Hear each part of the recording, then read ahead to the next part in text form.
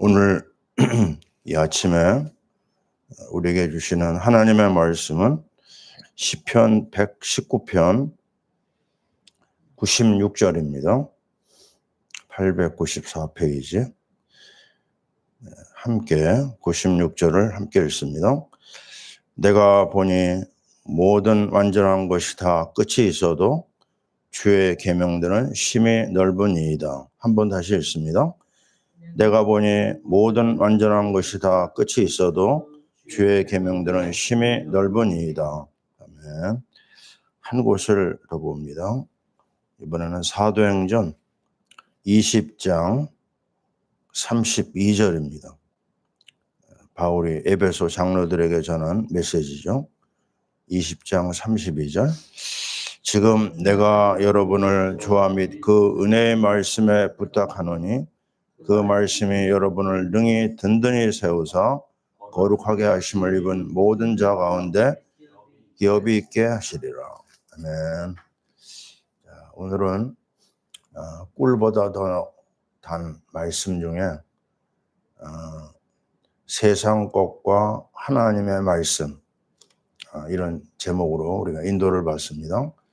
자, 먼저 하나님의 말씀이 우리의 것이 되고 또 이게 축복이 확인되려면은 세상 것에 대해서 거의 환멸을 느껴야 됩니다. 세상 것은 정말 아무것도 아니구나. 세상 것은 우리를 도움을 주는 게 아니구나. 이거에 대한 절실함이 있을 때 말씀 속으로 들어가게 되거든요.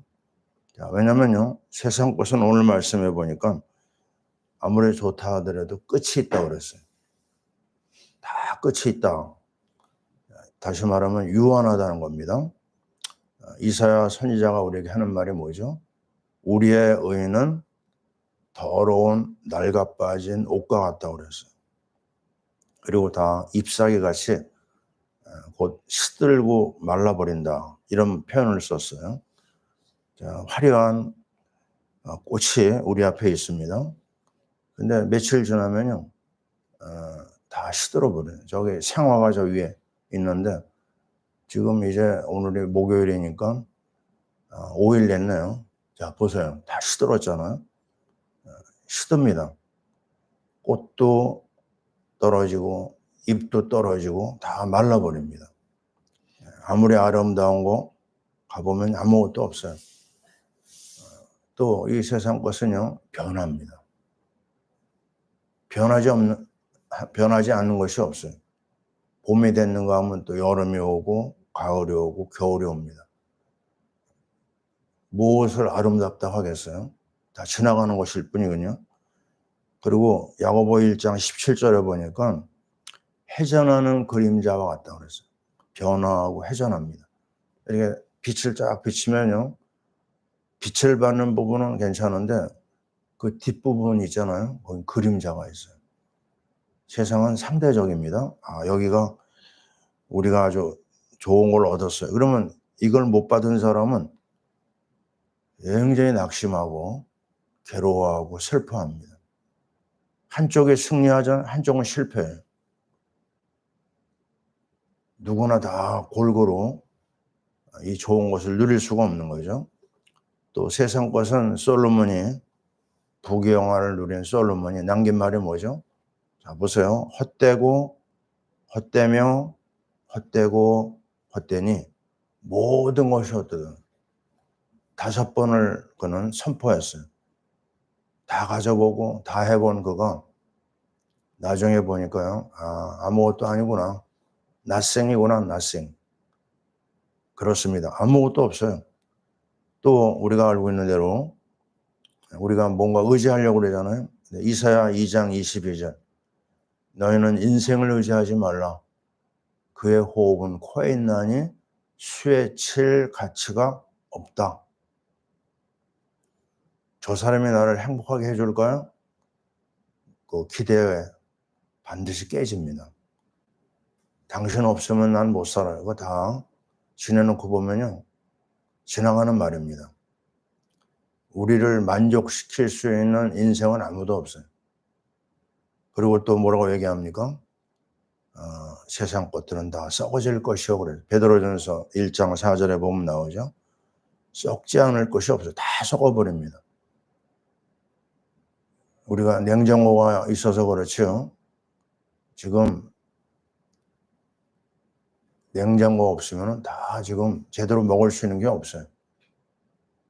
그게 세상입니다. 근데 우리 하나님의 세계는 어떻죠? 여기 뭐라고 표현했습니까? 주의 계명들은 심히 넓으니이다. 그 넓이와 높이와 깊이를 다 헤아릴 수가 없어요. 뭐가요? 하나님의 말씀이에요. 왜냐? 하나님의 말씀은요, 요한복음 1장 1절을 보니까 바로 하나님이십니다. 1장 14절, 바로 말씀은요, 육신이 되어 우리 가운데 거하심에 우리가 보니 은혜와 진리가 그 안에 있다고 그랬어요. 그 안에 영광이 가득 찼는데 무엇이요? 말씀이기 때문에 그렇습니다. 그래서 말씀이신 하나님, 말씀이신 예수님을 우리가 따라갈 때 그 어마어마한 세계를 맛을 볼 수가 있는 거예요. 또 하나님 말씀이 왜 이렇게 귀하죠? 언약이 반드시 성취됩니다. 하나님이 못하시는 게 뭐냐면 거짓말을 못하세요. 나 여호와가 말하였으니 에스겔 36 이루리라고 그랬어요. 하나님 말씀은 반드시 성취됩니다. 그래서 그걸 붙잡는 사람들이 대박이 나요. 이제후로는 내가 사람을 취하리라. 베드로에게 하신 말씀이잖아요. 그 배움도 없고 또 삶의 인생관도 없고 세계관도 없고 믿음도 없고 아무것도 없는 사람이었어요. 물고기 잡아먹던 사람이거든요. 근데 그 속에 말씀이 들어가니까요. 하나님의 그 말씀이 성취가 됩니다. 세계 최고의 스승이 된 거예요. 베드로는요. 우리가 베드로 얘기하면 뭐 할 얘기가 많잖아. 이번 주에 나온 말씀이 그거 아닙니까? 이제후로는 사람을 취하리라. 그가 이 말씀의 맛을 보니까요. 아니 사람들이 다 도망가는데 베드로와 제자들이 남았거든요. 그때 그가 신앙 고백한 게 뭐죠? 주께 영생의 말씀이 있사오매 우리가 어디로 가겠습니까? 우리는 말씀 따라 살기 때문에 절대로 세상으로 나가지 않겠습니다. 이게 믿음의 사람이 말씀의 말씀을 본 사람이 할 수 있는 고백이에요. 그가 우리에게 남긴 유명한 말, 주는 그리스도시요 살아계신 하나님의 아들이십니다. 그 그리스도의 비밀을 붙잡은 그는 오늘날 우리에게 최고의 모델이 된 거거든요.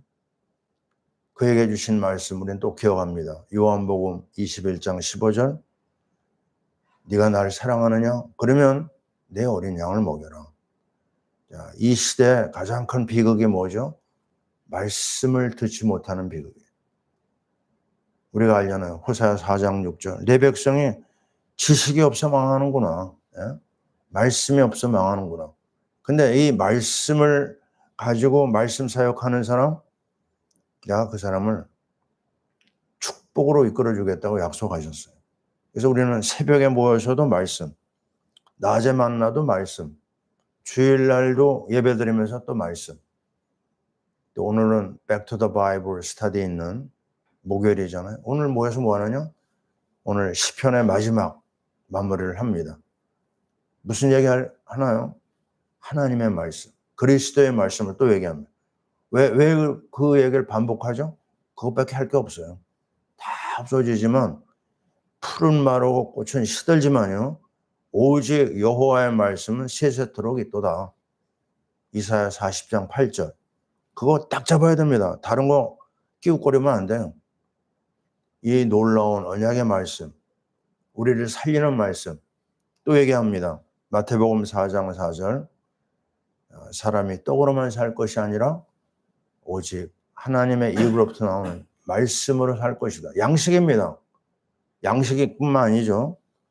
또 우리는 에베소 6장 17절에 말씀은 무기라고 그랬어요. 성령의 검, 하나님의 말씀을 가져라. 그 말씀이 있어야지만 흑암을 꺾고요. 말씀이 있어야지만 불신앙을 무너뜨릴 수가 있습니다. 말씀 없으면요. 예외 없어요. 다 넘어집니다.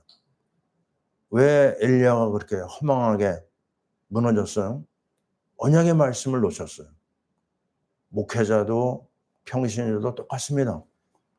말씀 놓치는 순간 다 무너져요. 왜 다윗이 그렇게 범죄로 들어갔어요? 말씀을 놓쳤기 때문에 그랬습니다. 또 우리는 하나님의 말씀을 통하여 치유의 역사를 체험할 수가 있어요.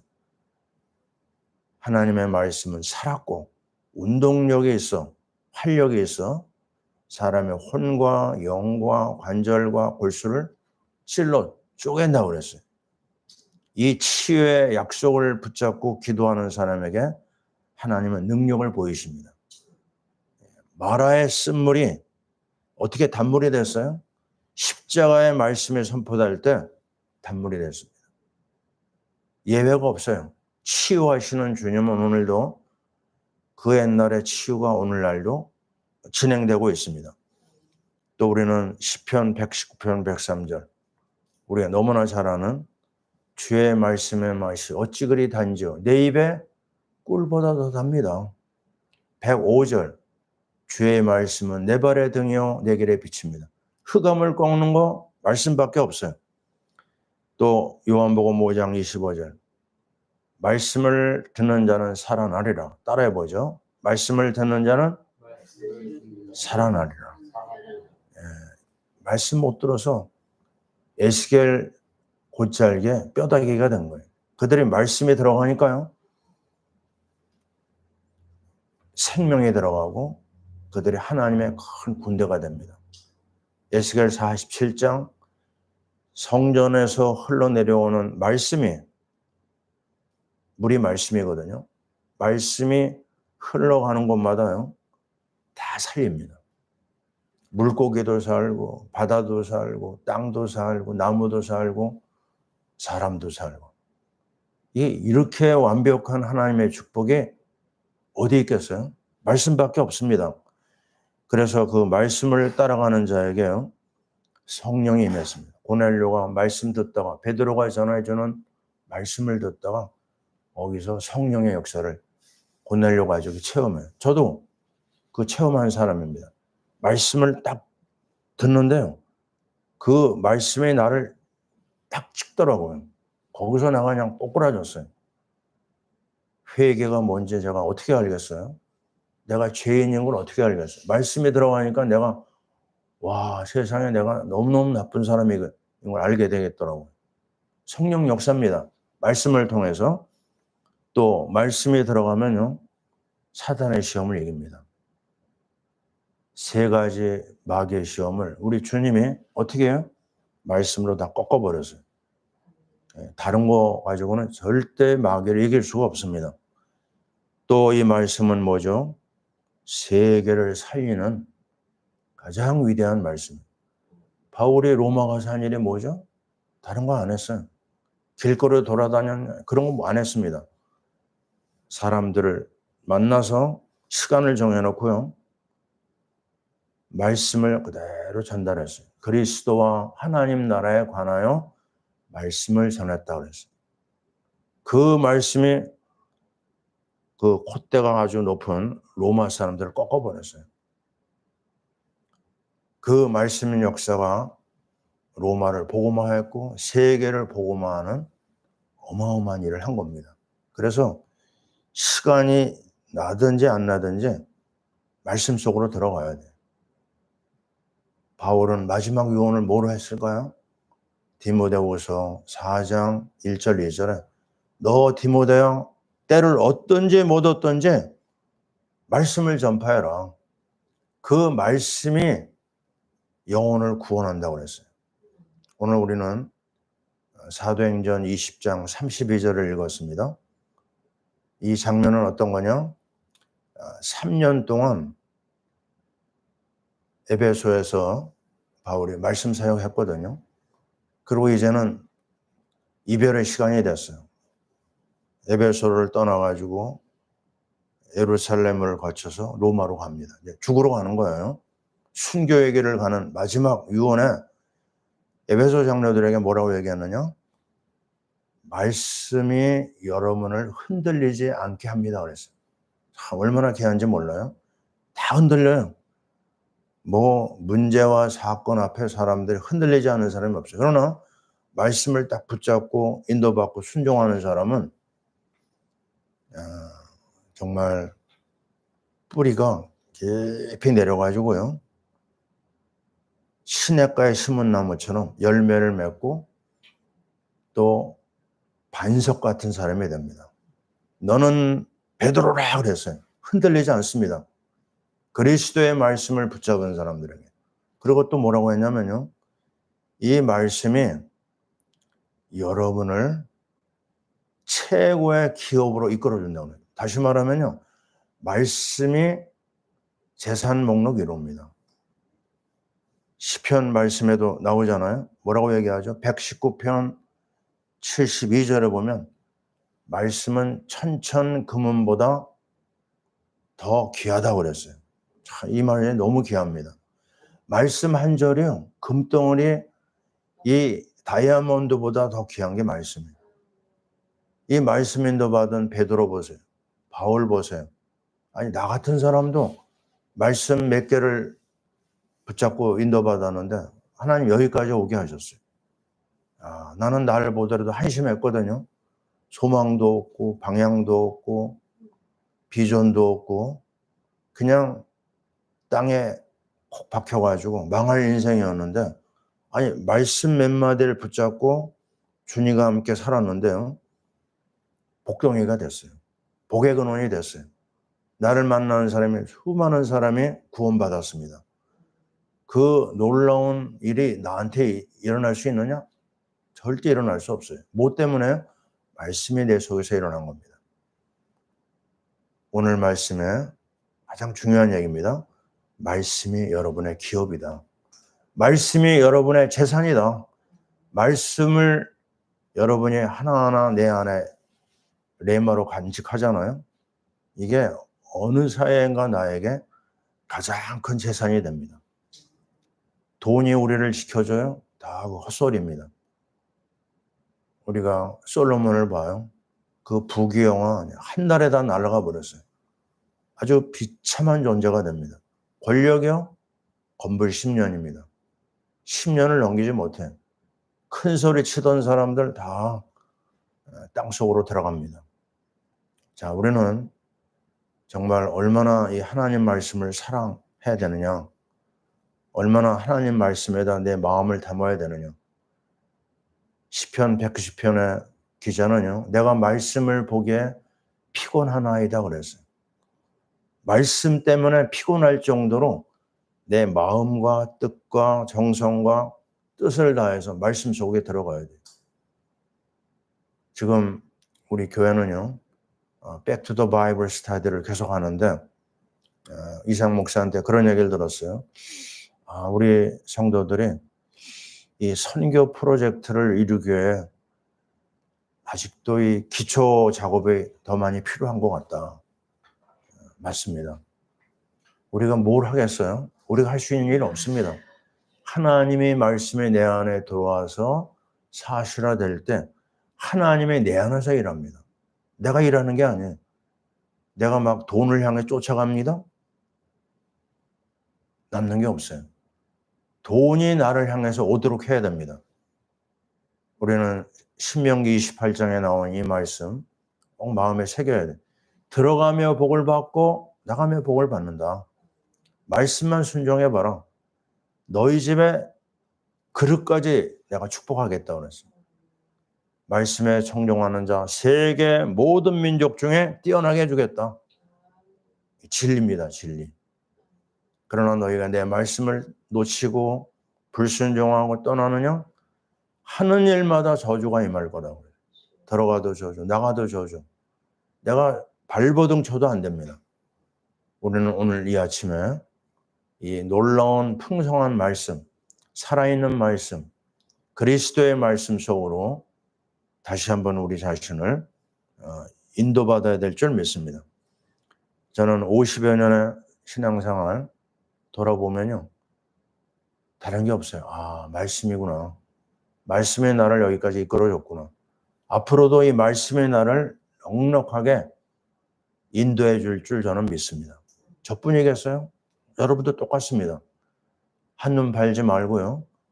하나님의 말씀, 그리스도의 말씀으로 들어가야 돼요. 하나님 만나는 길 선지자, 죄와 저주를 해결한 제사장, 마귀를 꺾은 왕 그리스도, 그 안에 모든 인생의 답이 있고 그 말씀 가지고 나갈 때 우리는 왕 같은 제사장이 되고 선지자가 됩니다. 우리가 가는 곳에 말씀 운동이 일어나고 우리가 가는 곳에 저주가 꺾이고 우리가 가는 곳에 흑암이 무너지는 줄 믿습니다. 오늘 하루 종일 이 풍성한 그리스도의 말씀으로 새 힘을 얻고 그 말씀을 증거하는 말씀 사역자의 축복이 이어지길 바랍니다. 아멘. 기도하겠습니다. 하나님 고맙고 감사합니다.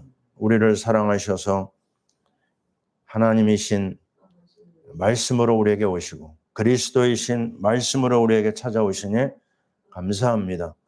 살아있는 이 말씀이 우리의 재산이요, 우리의 소망이요, 우리의 빛이요, 우리의 재산인 것을 고백합니다. 우리의 기업인 것을 고백합니다.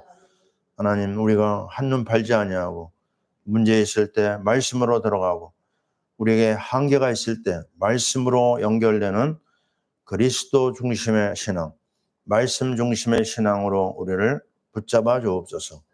하나님 아버지, 우리를 사랑하시는 주님을 찬양합니다. 말씀으로 우리에게 오신 주님을 따라서 우리가 말씀을 누리고 말씀을 사랑하고 말씀을 포럼하고 말씀을 선포하고 말씀을 증거하는 말씀 사역자들이 되게 도와 주시옵소서. 하나님, 우리나라가 말씀에 기초하여 여기까지 왔습니다. 하나님의 말씀을 사랑하고 말씀을 전하는 선교 제사장 국가 되게 하여 주옵소서. 우리 위정자들이 말씀 앞에 나와서 무릎 꿇게 도와 주옵소서.